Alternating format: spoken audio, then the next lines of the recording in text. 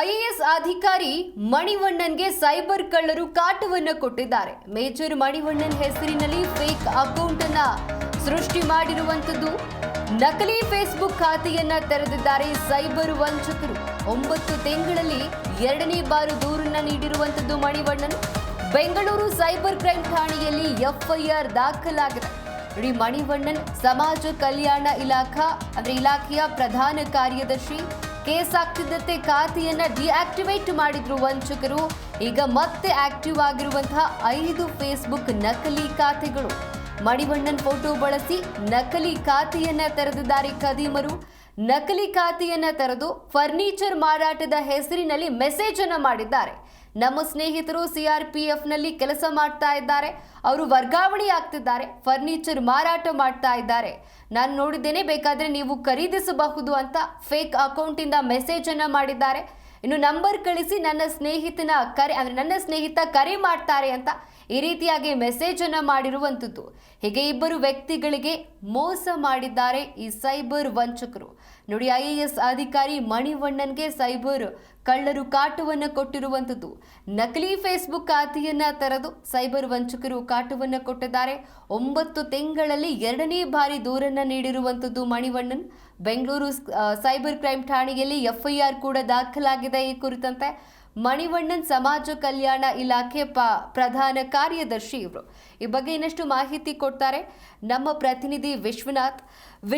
Technology ಮುಂದುವರಿದ ಹಾಗೆ ಈ ಸೈಬರ್ ಕಳ್ಳರ ಹಾವಳಿ ಕೂಡ ಹೆಚ್ಚಾಗ್ತಾ ಇದೆ. ನೋಡಿ, ಜನಸಾಮಾನ್ಯರಷ್ಟೇ ಅಲ್ಲ, ಸ್ಟಾರ್ ನಟ ನಟಿಯರು, ಇದೀಗ ಅಧಿಕಾರಿಗಳು ಕೂಡ ಈ ಸೈಬರ್ ಕಳ್ಳರ ಕಾಟಕ್ಕೆ ಬಲಿಯಾಗಿದ್ದಾರೆ. ಈ ಕುರಿತಂತೆ ಹೆಚ್ಚಿನ ಡೀಟೇಲ್ಸ್ ಕೊಡ್ತಾ ಹೋಗೋದಾದ್ರೆ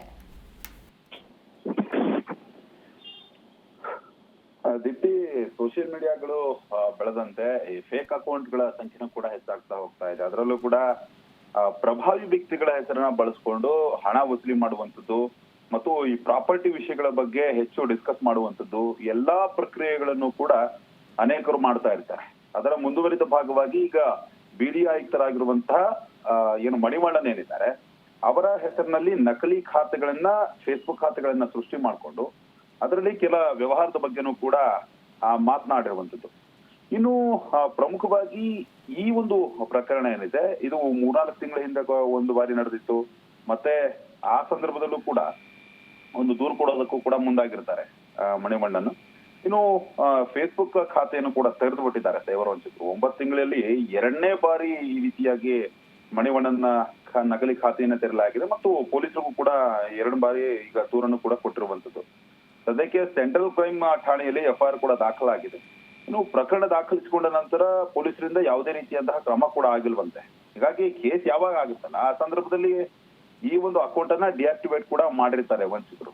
ಇನ್ನು ಮಣಿವಣ್ಣನ್ ಫೋಟೋ ಬಳಸ್ಕೊಳ್ಳೋದಾಗಿರ್ಬೋದು ಮತ್ತು ಈ ಎಲ್ಲಾ ಖಾತೆಗಳ ಮುಖಾಂತರವಾಗಿ ನಕಲಿ ಖಾತೆ ತೆರೆದು ಏನು ಫರ್ನಿಚರ್ ಮಾರಾಟದ ಹೆಸರಿನಲ್ಲೂ ಕೂಡ ಮೆಸೇಜ್ಗಳನ್ನ ಕಳಿಸಲಾಗಿದೆ.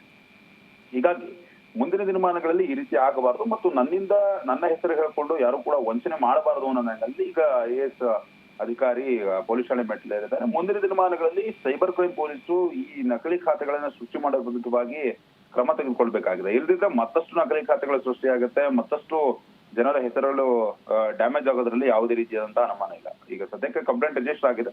ಪೊಲೀಸರು ಪ್ರಕರಣವನ್ನ ಗಂಭೀರವಾಗಿ ತೆಗೆದುಕೊಳ್ಬೇಕಾಗಿದೆ.